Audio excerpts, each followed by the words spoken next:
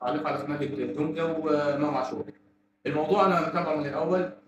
الموضوع بدأ إن إمام عاشور إن دونجا نزل ستوري على الانستجرام إن هو بيقول لك رقم 8 هو خد رقم أول ما جه من نادي بيراميدز خد رقم إمام عاشور، وقال له ونزل ستوري وقال إن رقم 8 ده للرجال.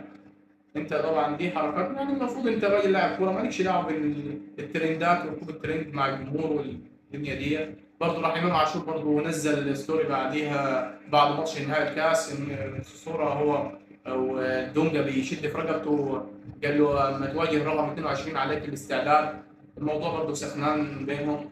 برضه لو كلامه صح إن هو إمام برضه نازل الماتش ياخد لقطة، لأ أنت يا إمام انزل في المباراة اثبت نفسك، واللقطة هتيجي أمّا تلعب. يعني أنت راجل نازل تثبت نفسك وتلعب، اللقطة هتيجي والجمهور هيرجع، يعني الجمهور هيشجعك وهيقف في ضهرك. فهي بس يا ريت اللعيبة ودونجا حط نفسه، يعني برضه أنت يا دونجا حطيت نفسك في مقارنة مع